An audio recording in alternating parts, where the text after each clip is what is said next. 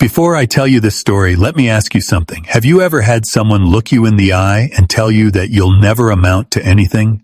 That despite everything you've built, everything you've achieved, you're still not worthy of the life you're trying to create?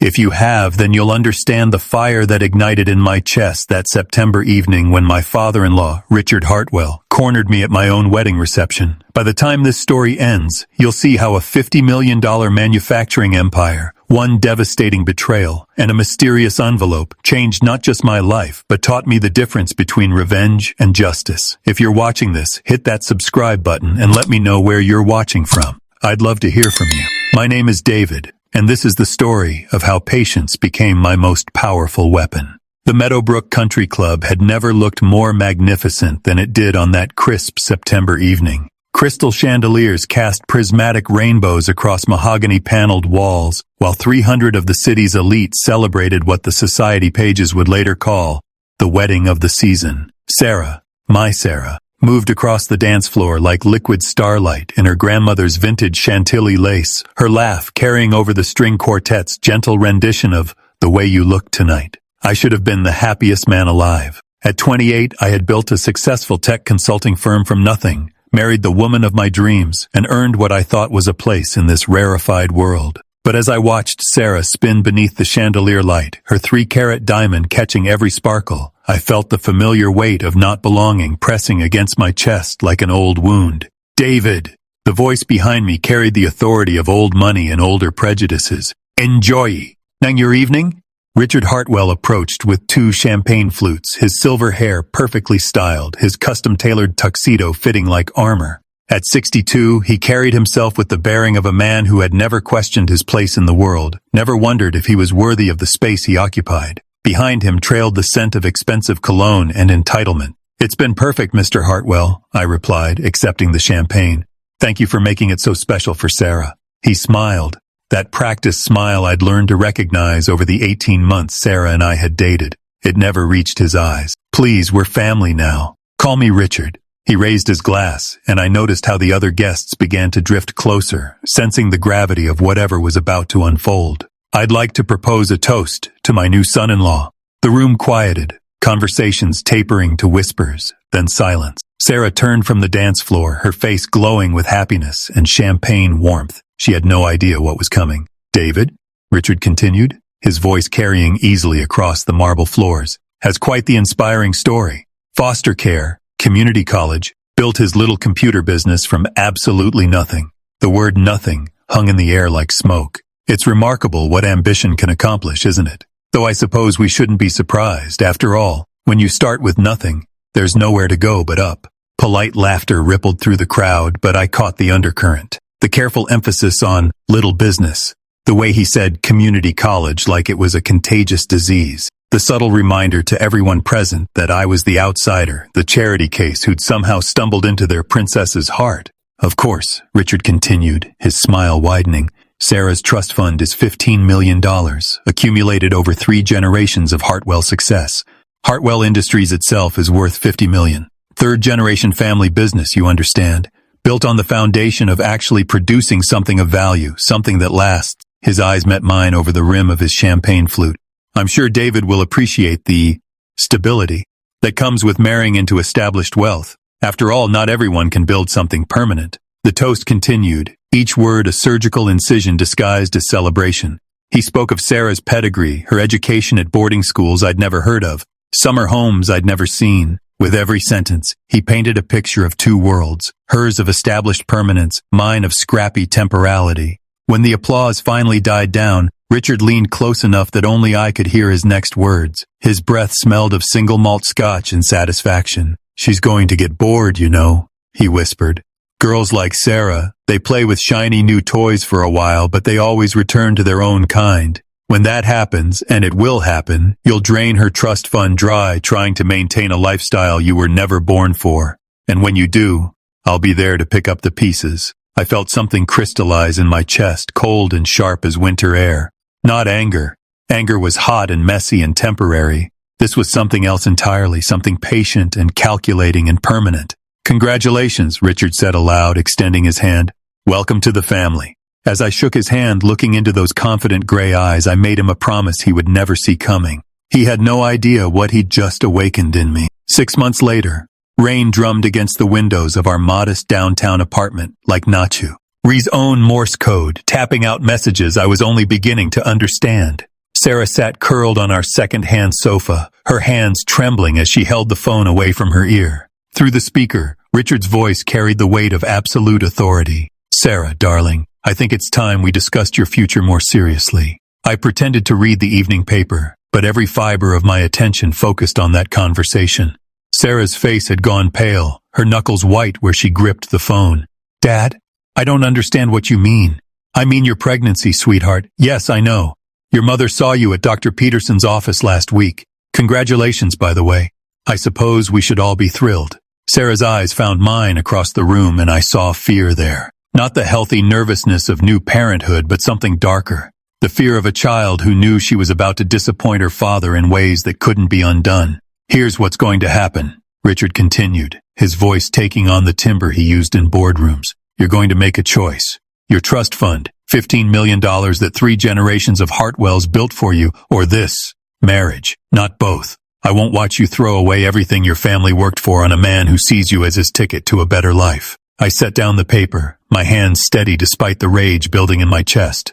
Sarah was crying now, silent tears that broke my heart and hardened my resolve in equal measure. "Daddy, please." "No pleases, Sarah. This is business now.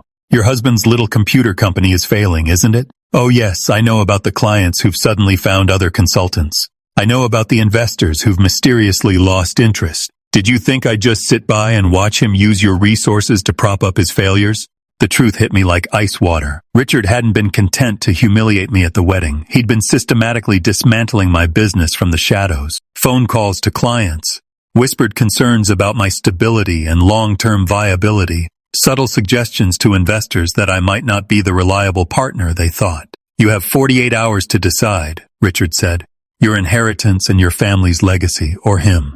Not both." The line went dead. Sarah turned to me, her face streaked with tears, and said the words that would haunt me for months. "I choose you. I choose us. The money doesn't matter." But as I held her that night, listening to the rain and feeling her tears soak through my shirt, I knew it did matter. Not the money itself, but what it represented. Security for our child, freedom from the constant threat of Richard's interference, the right to build our lives without looking over our shoulders. That's when I made the call that would change everything. "Marcus," I said when my former MIT roommate answered, "I need a favor. I need you to recommend a private investigator. Someone discreet. Someone very, very good." 2 weeks later, I held a manila folder filled with Richard Hartwell's secrets. Corporate filings, personal financial records, credit reports that painted a picture of a man living far beyond his means. Hartwell Industries, that mighty $50 million empire, was a house of cards built on leveraged debt and held together by reputation alone. Richard Hartwell had unpaid contractor debts totaling $3 million. He owed another $2 million in personal gambling debts to some very unfriendly people.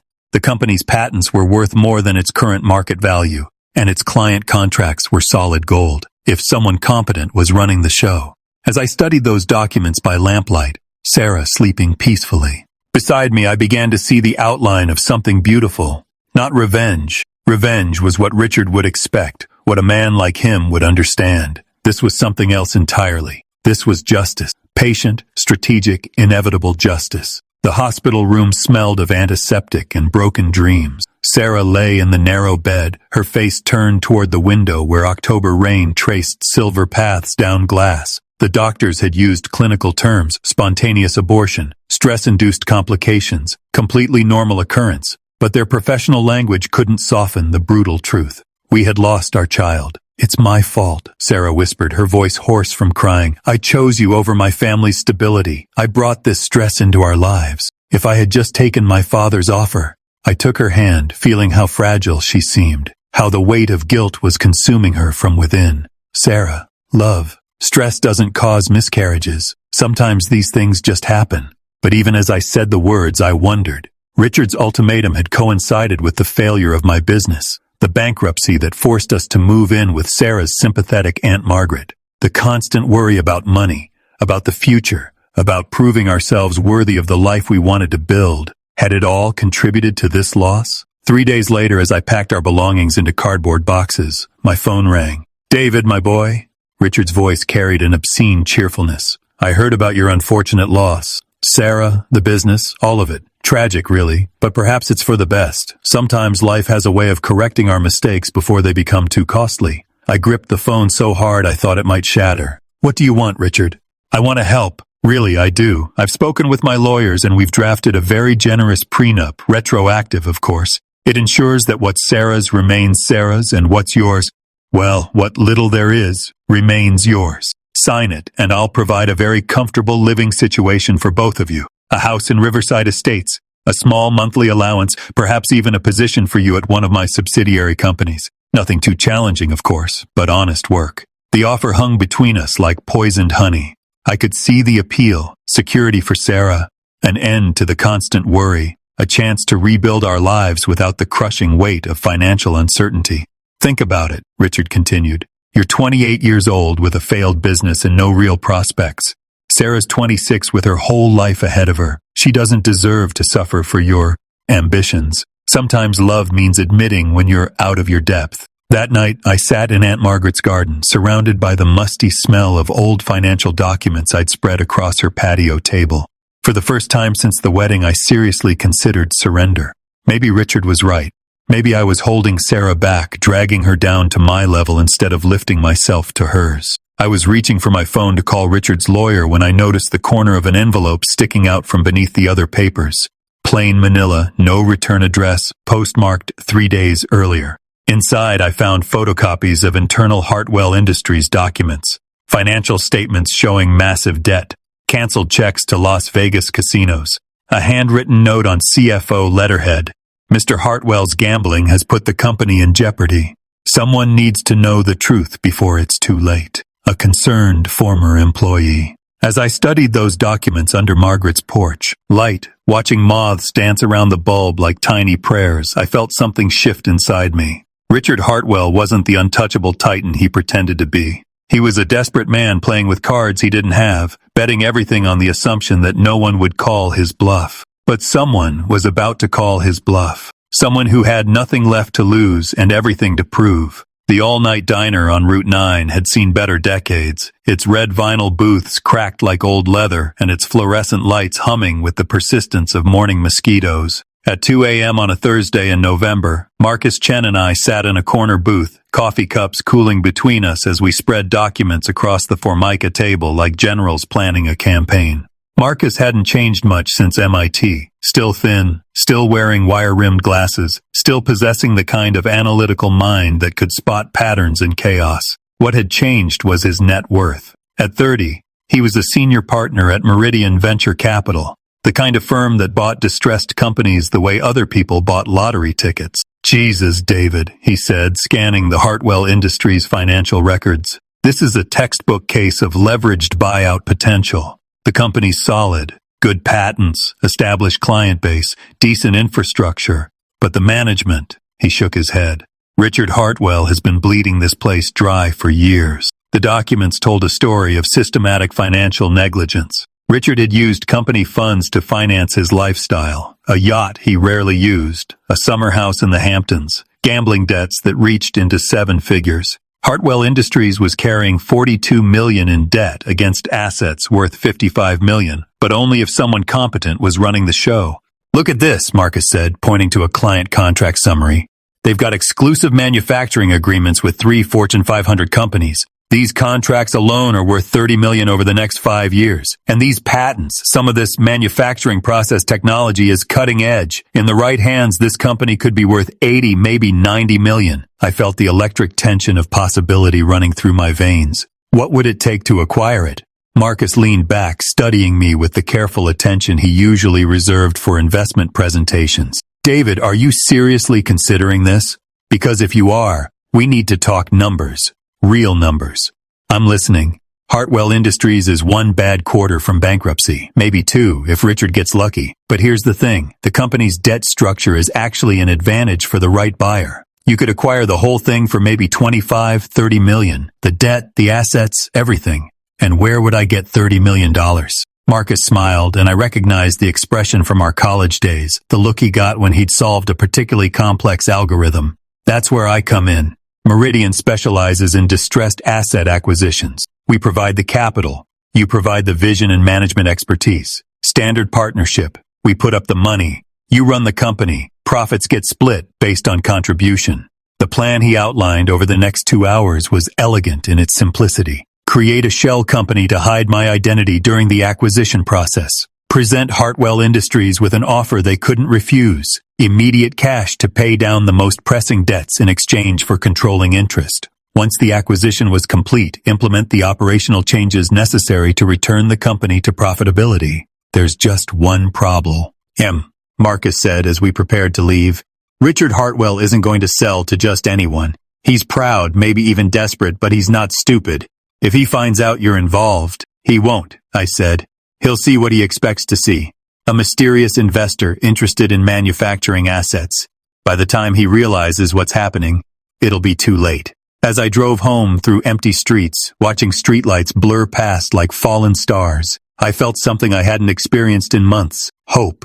Not the desperate hope of a drowning man grabbing for driftwood, but the steady confidence of an architect who had finally seen the blueprint for the structure he needed to build. Richard Hartwell had spent months systematically destroying my life, piece by carefully calculated piece. He'd used his wealth and connections as weapons, wielded his daughter's love as leverage, and treated my dreams like inconvenient obstacles to be swept aside. But he'd made one critical error in his calculations. He'd assumed I would fight him on his terms, in his arena, using his rules. He was about to learn that the foster kid who'd built a business from nothing was capable of playing a much longer, much more sophisticated game than he'd ever imagined. The Meridian Venture Capital offices occupied the 32nd floor of the Chrysler Building's modern cousin, all glass and steel and the kind of understated elegance that whispered rather than shouted about money.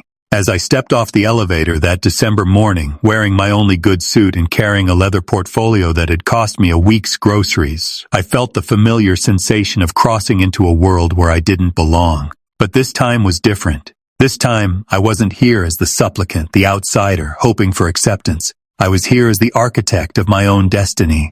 Mr. Harrison will see you now, the receptionist said, using the name on the shell company documents Marcus had prepared. David Harrison, close enough to my real name to feel natural, different enough to provide cover. I'd rehearsed the backstory until it felt like memory. Successful technology consultant looking to diversify into manufacturing, backed by private investors who preferred anonymity. The conference room contained 6 people who would decide the next phase of my life. Marcus sat at the head of the table, his expression professionally neutral. Around him, senior partners and analysts studied spreadsheets and market projections with the focused intensity of surgeons examining X-rays. Gentlemen, Marcus began, Mr. Harrison has identified a potential acquisition target that aligns perfectly with our manufacturing portfolio objectives. David, would you walk us through your analysis? For the next 45 minutes, I presented a case study in strategic corporate rescue. I outlined Hartwell Industries' fundamental strengths, patented manufacturing processes, long-term client contracts, skilled workforce, prime real estate holdings. Then I dissected the company's weaknesses with surgical precision. Over-leverage due to poor financial management, declining operational efficiency, leadership that prioritized short-term profit extraction over long-term sustainability.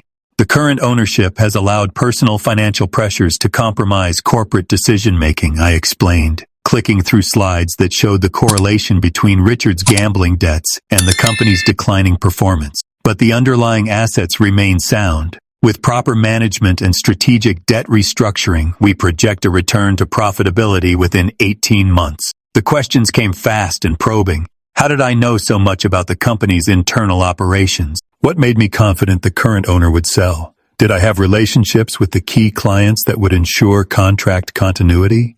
I answered each query with the kind of detailed knowledge that comes from months of obsessive research and the burning motivation of personal stakes. By the end of the presentation, I could see the shift in their expressions, from skeptical interest to genuine excitement. The acquisition cost? Asked Patricia Wells, the senior partner who would ultimately approve the deal.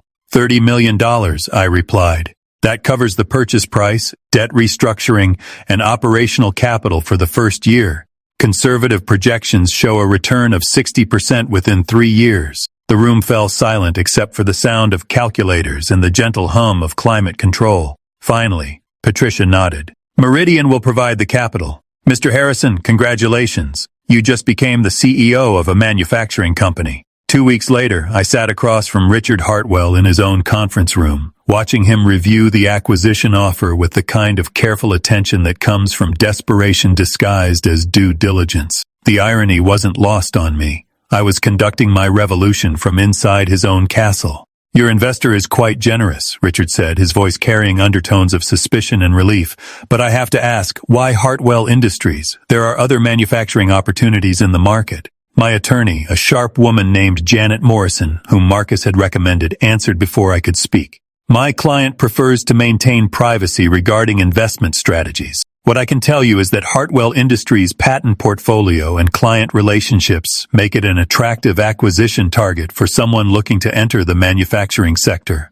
Richard's eyes kept returning to the purchase price, that $40 million, with $25 million available immediately to cover the most pressing debts. It was exactly what he needed to avoid bankruptcy, and we all knew it. There is one condition, Richard said finally. I'd like to remain involved in some capacity. This company has been in my family for 3 generations. I'm not comfortable with the idea of complete outsiders taking over operations. I felt my pulse quicken but kept my expression neutral. What did you have in mind? Consultant role, someone who understands the company culture, the client relationships. I wouldn't interfere with day-to-day operations, but I'd be available for strategic guidance. Janet looked at me, and I nodded slightly. I think that could be arranged, she said. We'll draft language regarding a consulting agreement as part of the acquisition terms. As Richard's attorney began preparing the preliminary documents, I excused myself to use the restroom. Standing at the sink, I looked at my reflection in the mirror and saw a stranger, someone harder, more focused, more dangerous than the man who'd been humiliated at his own wedding 3 months earlier. In 48 hours, Richard Hartwell would sign documents transferring control of his family's $50 million empire to a shell company owned by the son-in-law he'd tried to destroy. He would shake hands with my attorney, thank me for my discretion, and walk away believing he'd negotiated the best possible outcome from a desperate situation. He had no idea that his greatest enemy was sitting 3 feet away, wearing a mask of professional courtesy and signing documents with a false name. The chess game was almost over. He just didn't know it yet. The bankruptcy auction took place on a gray February morning in the county courthouse's main hall, its marble floors echoing with the footsteps of lawyers, accountants, and opportunistic investors who circled distressed assets like vultures around carrion. Richard Hartwell sat in the front row, his usually perfect composure showing hairline cracks as he watched 40 years of family legacy reduced to lot numbers and bidding increments. I observed from the back of the room, using a different name and appearance than Richard had seen during our negotiations. The shell company structure Marcus had created provided multiple layers of anonymity. If Richard tried to research the acquisition, he would find a maze of legitimate but untraceable corporate entities. Lot 17, the auctioneer announced. Hartwell Industries, including all manufacturing equipment, patents, client contracts, and real estate holdings. Minimum bid is $15 million. Richard's jaw tightened. The negotiations had fallen through at the last minute. My legal team had discovered irregularities in the company's financial disclosures that required additional due diligence. It was a delaying tactic, designed to push Hartwell Industries into formal bankruptcy proceedings, where I could acquire the assets at a significant discount. $15 million, called out a representative from a Chicago investment firm. $20 million, countered another bidder. Richard leaned forward, whispering urgently to his attorney. I knew what they were discussing, whether he had enough liquid capital to bid on his own company. The answer was no. His gambling debts had consumed most of his personal assets, and the banks were no longer willing to extend credit based on Hartwell Industries' deteriorating financials. $25 million, my representative called out, his voice carrying the confidence of someone with deep pockets and deeper patience. Richard turned in his seat, scanning the room for the source of that bid. His eyes passed over me without recognition. I'd changed my hair, grown a beard, and wore the kind of unremarkable business attire that made men invisible in corporate settings. $30 million, Richard shouted, desperation bleeding through it. As practiced composure. The room fell silent. Everyone present understood the mathematics of auction dynamics. Richard was bidding money he didn't have, making promises he couldn't keep. The auctioneer looked uncomfortable. Sir, I'll need verification of funds before I can accept that bid.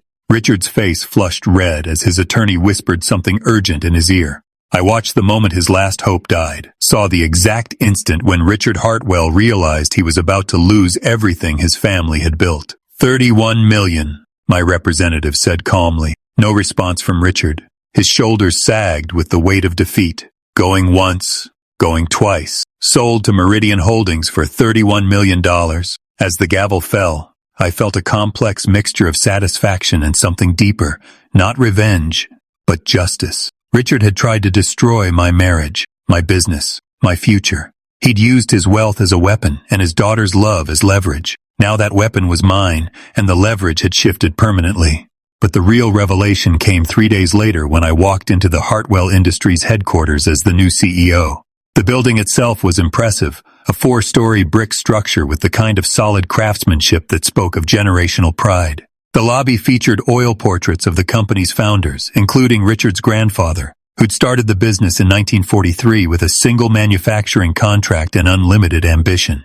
The employees gathered in the main conference room looked nervous, uncertain about their futures under new ownership. These weren't abstract assets to be optimized. They were 43 families who depended on Hartwell Industries for their livelihoods, people Richard had treated as interchangeable components in his profit extraction machine. My name is David Harrison, I told them, using the identity I'd maintained throughout the acquisition. I know this transition has been difficult, and I know you have questions about what comes next. Let me start by saying this. Everyone who wants to stay will have a job. Everyone who performs well will have opportunities for advancement, and everyone will be treated with the respect they deserve. I spent the next hour outlining my vision for the company's future. Investment in new equipment to improve efficiency. Training programs to help employees develop new skills. Profit-sharing bonuses tied to company performance. All the things Richard had cut to fund his gambling and lifestyle expenses. But as I spoke, I noticed Sarah in the back of the room, her expression shifting from confusion to growing suspicion. She'd asked too many questions about my new consulting job, had noticed the expensive clothes and the confidence that came from having resources again. That evening she confronted me at Aunt Margaret's house. David, what's going on? You've been secretive for months, and now suddenly you're consulting for some mystery company that happens to be in the same business as my father's? I took her hands, feeling the weight of all the secrets I'd been carrying. Sarah, I need you to trust me for just a little while longer. I promise I'll explain everything soon, but right now, are you involved in whatever happened to Dad's company? Her voice was quiet, but I heard the steel underneath. Because he's devastated, David. Whatever else he's done, watching him lose everything, it's breaking my heart. I wanted to tell her everything about the investigation, the acquisition, the beautiful symmetry of justice served patient and cold. But I also knew Sarah well enough to understand that she would need time to process the full scope of what I'd accomplished. The man she'd married was a victim. The man standing before her was something else entirely, too. Tomorrow, I promised. Tomorrow I'll tell you everything. But tomorrow would bring its own revelations because Richard Hartwell was about to discover exactly who had stolen his empire. And when he did, the careful game of chess I'd been playing would explode into open warfare. The Hartwell Industries factory floor hummed with an energy I hadn't heard during Richard's final months as owner. Machines that had been running on deferred maintenance were repaired and optimized. Workers who had seemed defeated and suspicious 3 weeks earlier were now making suggestions for process improvements and efficiency gains. The changes weren't just operational, they were spiritual. The difference between a company being slowly consumed by its owner and one being carefully cultivated for growth. I stood in the observation deck above the manufacturing bay, watching James Peterson operate the precision cutting equipment with the kind of expertise that comes from 20 years of practice. 3 weeks earlier, Richard had been planning to eliminate James's position to cut costs. Now James was training 2 new employees on the machinery that represented the heart of our competitive advantage. Mr. Harrison? Margaret Chen, the floor supervisor, approached with a production report. We're running ahead of schedule on the Morrison Industries contract. If we maintain this pace, we can deliver 2 weeks early. Margaret wasn't related to my MIT friend Marcus. The shared surname was coincidence. But she possessed the same analytical precision that made her invaluable. Under Richard's management, she'd been ignored despite her suggestions for improvement. Under mine, she'd become my most trusted operational advisor. Excellent work, Margaret. Make sure the quality control numbers support the accelerated timeline. I'd rather deliver on time with perfect quality than early with problems. As Margaret returned to the floor, I checked my phone and saw 3 missed calls from Sarah. She'd been growing increasingly suspicious about my sudden financial turnaround and mysterious new position. Last night, she'd noticed the expensive watch Marcus had given me as a congratulatory gift, a Rolex Submariner that cost more than our monthly rent at Aunt Margaret's house. The lies were becoming harder to maintain, and part of me was relieved. The man I'd become over the past 6 months, patient, strategic, ruthlessly focused, was someone Sarah deserved to know completely. The deception had been necessary, but it was also corroding the foundation of trust our marriage required. My phone buzzed with a text from Janet Morrison, my attorney. RH has been asking questions about Meridian Holdings, hired private investigator, recommend acceleration of timeline. Richard was finally doing what I'd expected him to do months earlier, investigating the corporate structure behind his company's acquisition. It was actually surprising he'd waited this long, but desperation and denial often delayed rational analysis.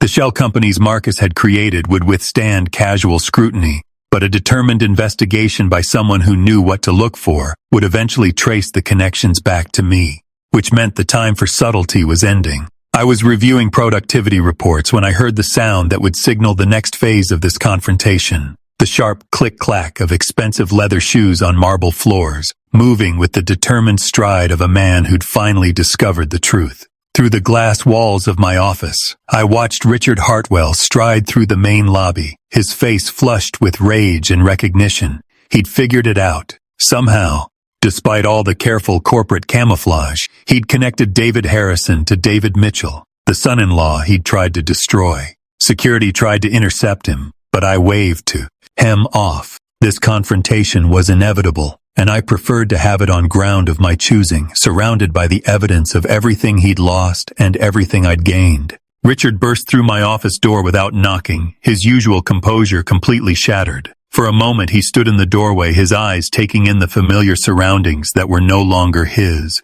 The grandfather's portrait on the wall, the mahogany desk that had belonged to 3 generations of Hartwells, the view of the factory floor where his family's legacy was being rebuilt under new management. "You," he said, his voice barely controlled.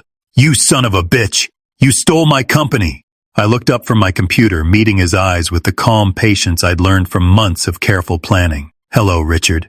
I wondered when you'd figure it out." Behind him, I could see employees gathering in the hallway, drawn by the commotion. Margaret Chen stood near the door, her hand near the phone, ready to call security if the situation escalated. But I knew it wouldn't come to that. Richard was many things: arrogant, cruel, short-sighted, but he wasn't physically dangerous. His weapons were money and influence, and I'd systematically dismantled his access to both. "I know what you did," Richard continued, his voice rising.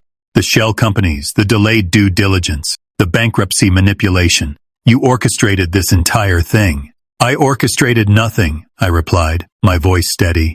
"I simply took advantage of opportunities your poor decisions created. The gambling debts, the operational neglect, the employee mistreatment. Those were your choices, Richard. I just provided a market-based solution to the problems you'd created." The sound of our confrontation was carrying throughout the building. Through the office window, I could see workers on the factory floor stopping their tasks to look up at the observation deck. This wasn't just a personal moment. It was the symbolic transfer of power from the old regime to the new. Richard's face was turning an alarming shade of red. "You have no idea what you've done. This company, this legacy. You can't just steal generational wealth and think there won't be consequences." "Consequences," I repeated, standing up behind the desk that had once been his. "Let's talk about consequences, Richard. Let's talk about what happens when you try to destroy someone's marriage, someone's business, someone's future. Let's discuss the consequences of using your daughter's happiness as a bargaining chip." The fury in his eyes was magnificent, pure and impotent. He was finally understanding the full scope of what I'd accomplished, the patience and sophistication of the trap he'd walked into with his eyes wide open. "You have 24 hours to clean out any personal items from this office," I told him. "Security will escort you to collect your belongings. Your consulting contract is terminated, effective immediately." As Richard stood there, trembling with rage and disbelief, I felt something I hadn't expected. Not satisfaction, but a kind of peaceful completeness. The chess game was over. The debt was paid. Justice, patient and measured, had finally been served. Now came the hardest part: going home and explaining to Sarah exactly who her husband had become. Richard stood in the doorway of what had been his father's office, his grandfather's office, his office, for 42 years. The mahogany desk where he'd signed his first business contracts still held the same brass nameplate, but it now read, David Harrison, CEO. The oil painting of his grandfather still watched over the room, but it now witnessed the daily operations of a company being run by the grandson-in-law he'd tried to destroy. You orchestrated this entire thing, he repeated, his voice carrying a mixture of rage and reluctant admiration. The bankruptcy, the acquisition, the shell companies, all of it. I leaned back in his former chair, feeling the weight of generational authority that now rested in my hands. I prefer to think of it as strategic problem solving. You created a series of challenges, financial, personal, professional. I developed comprehensive solutions. Solutions? Richard's laugh was bitter, hollow. You call stealing a man's family legacy a solution? I call purchasing undervalued assets at fair market prices good business, I replied. The same kind of business your grandfather would have understood. The same kind of strategic thinking that built this company in the first place. Through the office windows, I could see the factory floor operating at full capacity. Orders that had been delayed under Richard's management were being fulfilled ahead of schedule. Equipment that had been neglected was humming with renewed efficiency. The workers who had feared for their jobs 3 months earlier were now participating in profit-sharing programs that would boost their annual incomes by 15%. You want to know what your grandfather would think, Richard? He'd be ashamed, not of losing the company. Men lose businesses every day. He'd be ashamed of how you lost it, the gambling, the debt, the complete disregard for the people who depend on this place for their livelihoods. Richard's face flushed deeper red, but I wasn't finished. When you cornered me at my wedding, you told me I'd never be good enough for your daughter. You said I'd drain her trust fund dry and come crawling back when reality set in. Do you remember that conversation, Richard? His silence was answer enough. What you didn't understand, I continued, standing up and moving to the window that overlooked the manufacturing floor, is that I didn't want Sarah's money. I never wanted the trust fund or the social connections or the country club memberships. I wanted something much more valuable. I wanted the security of knowing my family would never be threatened by men like you. I turned back to face him, and for the first time since this confrontation began, I let him see the full weight of the anger I'd been carrying for months. You tried to make me choose between my pride and my wife's happiness. You sabotaged my business relationships, manipulated my professional opportunities, and used your daughter's love as leverage in a game I didn't even know we were playing. So I learned the rules, Richard. I learned them very, very well. Richard moved closer to the desk, his hands trembling with suppressed rage. You think this is over? You think you can just take everything I've built and walk away? I have lawyers, David. I have connections. I have 40 years of relationships in this industry. Had, I corrected. You had those things, past tense, because the same financial pressures that forced you to sell this company have also eliminated your ability to finance a prolonged legal battle. Your gambling debts don't disappear just because you've lost your primary asset. If anything, your creditors are probably getting more aggressive now that they know you've received $30 million in cash. The color drained from Richard's face as the implications hit him. He'd been so focused on losing the company that he hadn't fully processed his personal financial situation, the casino debts, the leveraged investments, the lifestyle expenses he could no longer maintain. All of it was coming due, and he no longer had the corporate assets to serve as collateral. But here's what I'm going to do, I continued, returning to the desk and opening a folder I'd prepared for this moment. I'm going to offer you a job. Richard's eyes widened with shock and something that might have been hope. Floor supervisor, I explained. $40,000 a year, plus overtime opportunities, full benefits, profit sharing if you last a year. It's honest work, Richard. The kind of work that built this company before you started treating it as your personal piggy bank. The offer hung between us like a bridge neither of us had expected to find. Richard stared at the employment contract, his face cycling through emotions I'd never seen from him. Humiliation, desperation, and something that might have been relief. You want me to work for you, he said finally. I want you to work for the company your grandfather built, I replied. I want you to understand what it means to earn something instead of inheriting it. I want you to see what this place could have been if you'd treated it as a trust instead of a bank account. Richard's hand shook as he picked up the contract. $40,000. I spend more than that on wine. Spent, I corrected again. And maybe that's the problem. Maybe if you'd spent less on wine and more on employee training, equipment maintenance, and operational improvements, we wouldn't be having this conversation. For a long moment, the only sound in the office was the hum of machinery from the factory floor and the soft tick of the grandfather clock that had marked time through 3 generations of Hartwell leadership. Finally, Richard looked up at me with something I'd never seen in his eyes before. Defeat, complete and total. "My daughter," he said quietly. "What are you going to tell Sarah?" "The truth," I replied. "All of it. She deserves to know who she married, and she deserves to understand what her father tried to do to us." Richard nodded slowly, his shoulders sagging with the weight of consequences finally arriving home. "You have 24 hours to decide about the job offer," I told him. "The position starts Monday at 7 a.m. Wear work clothes, not a suit. And Richard?" He looked up from the contract. "Welcome to the working class." The evening news played softly in the background as Sarah moved around Aunt Margaret's kitchen, preparing dinner with the methodical precision of someone trying to maintain normalcy in the face of growing uncertainty.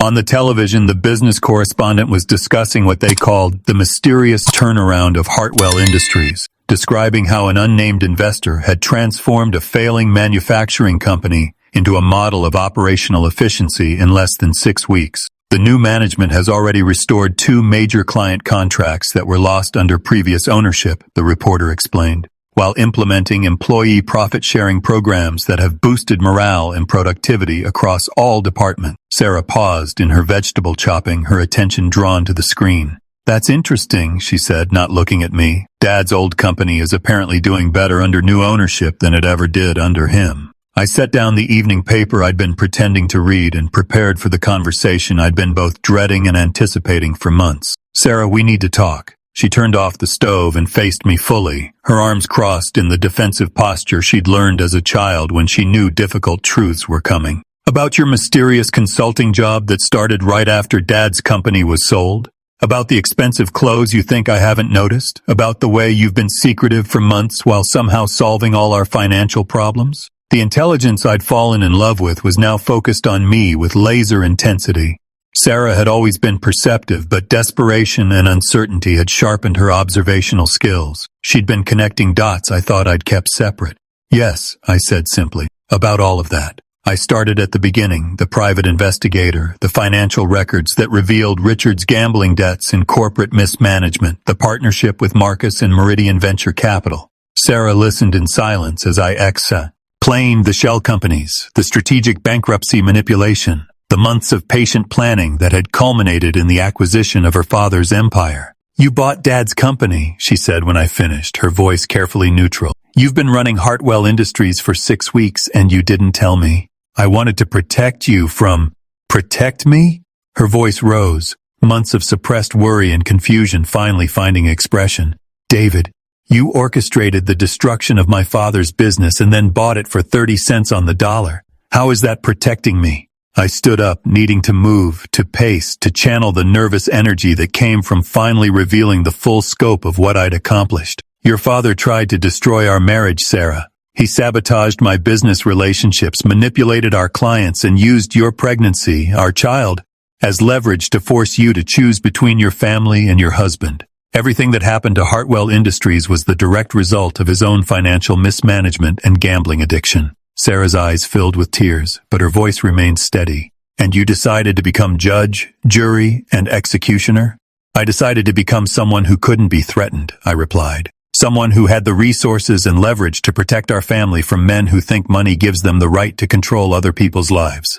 The silence that followed was filled with the sound of distant factory whistles, workers at Hartwell Industries ending their shifts, going home to families whose financial security was now protected by the strategic patience of a man their former owner had underestimated. Finally, Sarah spoke, her voice soft but clear. "Show me." "What?" "Show me the company. Show me what you've built from what he destroyed. I want to see what my husband has become." The next morning, I drove Sarah through the gates of Hartwell Industries for the first time since our wedding 8 months earlier. The security guard who waved us through was James Peterson, the equipment operator Richard had planned to eliminate. He was working a second shift to earn overtime pay that would help finance his daughter's college education.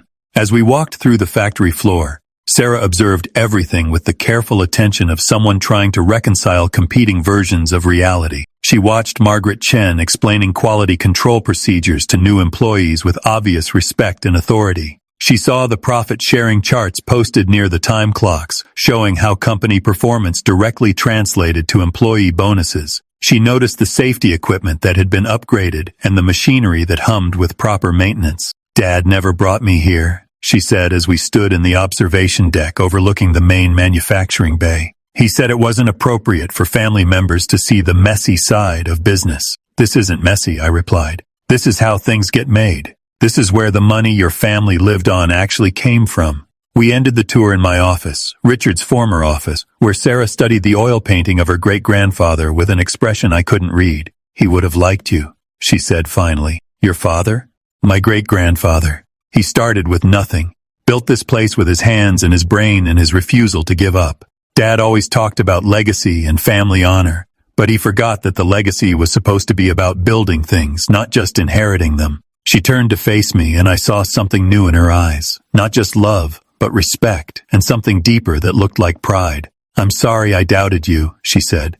"I'm sorry I didn't trust that you knew what you were doing." "You had every right to doubt," I replied. "The man you married was a victim. The man standing here now is something else entirely." Sarah smiled, the first genuine smile I'd seen from her in months. "Yes," she said. "He's someone who turned my father's cruelty into justice, his weakness into strength, his legacy into something worthy of my great-grandfather's respect." Through the office window, I could see Richard arriving for his second day as floor supervisor, wearing work clothes and carrying a lunch pail like the other employees. He looked smaller somehow, diminished by honest labor, but also more real than I'd ever seen him. "What happens now?" Sarah asked. "Now we build something together," I replied. "Something that can't be taken away by people who think birth gives them more rights than effort." That evening, as we drove home through the industrial district where Sarah's great-grandfather had first established Hartwell Industries in 1943, she placed her hand on my arm and said the words that made all the months of planning and patience worthwhile. "I'm proud to be your wife, David, not because of what you've acquired, but because of who you've become."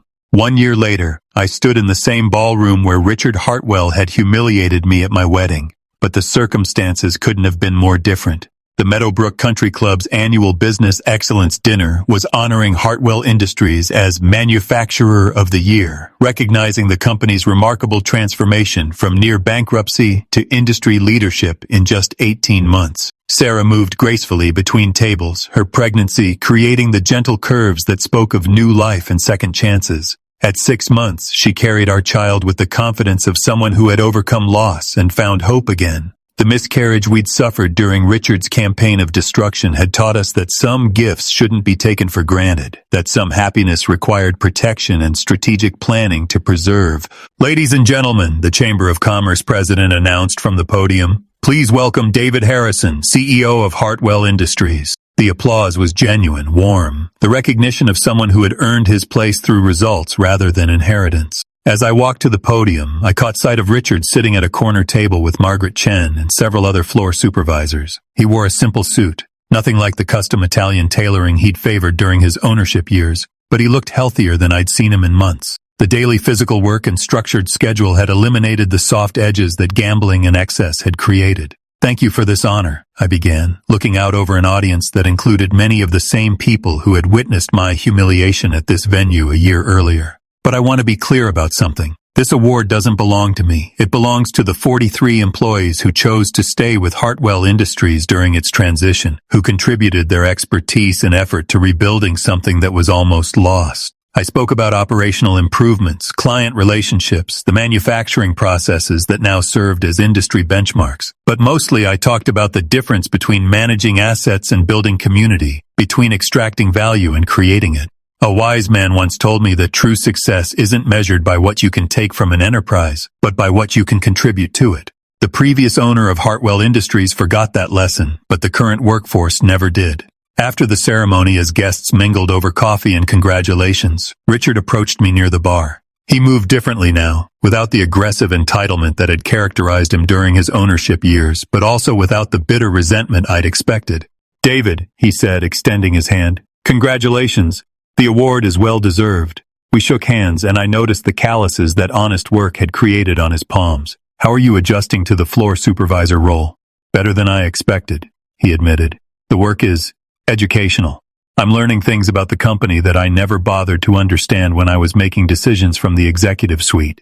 There was something different in his voice. Humility, perhaps, or simply the wisdom that comes from having all illusions stripped away. The man who had threatened to destroy my marriage was gone, replaced by someone who understood what it meant to earn his place. Sarah tells me you've been paying down your gambling debts ahead of schedule, I said. Richard nodded. Funny how easy it is to live within your means when you don't have credit cards and a corporate expense account. The overtime opportunities you've created make it possible to pay more than the minimum amounts. And the gambling? 43 days clean, he said. There's a support group that meets Tuesday evenings. Turns out a lot of people use money to avoid dealing with their problems. Who knew?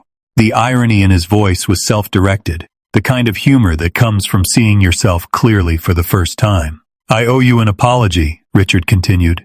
Not just for the wedding, or the business sabotage, or the ultimatum. I owe you an apology for trying to make Sarah choose between her family and her happiness. A father's job is to protect his daughter's joy, not control it. I studied his face, looking for signs of manipulation or strategic positioning, but all I saw was a man who had been forced to confront the consequences of his choices and found something worth salvaging in the wreckage. Apology accepted, I said. And Richard, there's a shift supervisor position opening up in Saasen. 6 months. Margaret Chen recommended you for consideration. The pay increase would be significant. His eyes widened with surprise and something that looked like gratitude. You'd promote me? I'd promote someone who has demonstrated reliability, leadership, and commitment to the company's success. Whether that's you depends on the next 6 months. As the evening wound down, Sarah and I walked through the country club's gardens, the same paths where we'd posed for wedding photographs a year earlier. The autumn air carried the scent of change, leaves turning, seasons shifting, the natural cycle of endings that become beginnings. Do you think he's really changed? Sarah asked, her hand resting on her growing belly. I think desperation has a way of clarifying priorities, I replied. Whether that clarity lasts depends on whether he can find meaning in building things instead of just owning them. Sarah stopped walking and turned to face me, her expression serious in the moonlight. I need you to know something, David. What you did, the acquisition, the patience, the strategic thinking, it wasn't just about business. It was about protecting our family. I understand that now. It was about justice, I corrected. There's a difference between revenge and justice. Revenge is about making someone suffer. Justice is about making things right. She smiled, the expression transforming her face in the gentle light. My great-grandmother used to say that the best revenge is living well, but I think she was wrong. What do you think the best revenge is? I think the best revenge is not revenge at all. It's becoming the person they never believed you could be, and then using that strength to build something better than what they tried to destroy. 6 months later, our daughter Emma was born in the same hospital where we'd lost our first pregnancy. As I held her in the early morning light, watching Sarah sleep with the peaceful expression of someone who had survived loss and found joy again, I thought about the man I'd been when this story began. That man had been defined by what he lacked: family, legacy, the kind of generational security that Richard Hartwell had taken for granted. He had been vulnerable to threats and ultimatums because he had nothing to lose that hadn't already been taken from him as a child. The man holding his daughter now was different, not because of the money or the company or the social recognition, but because he'd learned that true power comes from the ability to protect what matters most. Not through violence or manipulation, but through patience, strategic thinking, and the absolute refusal to let other people's limitations define your possibilities. Emma opened her eyes and looked at me with the unfocused attention of someone seeing the world for the first time. In that moment, I made her the same promise I'd made to myself 18 months earlier, that she would grow up in a world where her worth wasn't determined by other people's prejudices, where her security couldn't be threatened by those who mistook inherited wealth for earned strength. Richard Hartwell had told me I'd never be good enough for his daughter. He'd been wrong, but not in the way he thought. I wasn't good enough for Sarah when we married. Not because of my background or bank account, but because I hadn't yet learned how to be the protector and provider that love requires. But I'd learned, through necessity, through strategic patience, through the kind of education that comes from having everything threatened and finding the strength to fight back intelligently. The best revenge, it turns out, isn't revenge at all. It's becoming someone worthy of the love you've been given, and then building something that can't be taken away. Before you go, I want you to think about something. Have you ever been underestimated? Have you ever had someone look at where you came from and decide where you could go? If this story resonated with you, if you believe that strategic patience is more powerful than emotional reaction, let me know in the comments where you're listening from. And if you know someone who needs to hear that their current circumstances don't define their future possibilities, share this story with them. Because sometimes the most powerful thing you can do is not prove your enemies wrong, it's prove yourself right.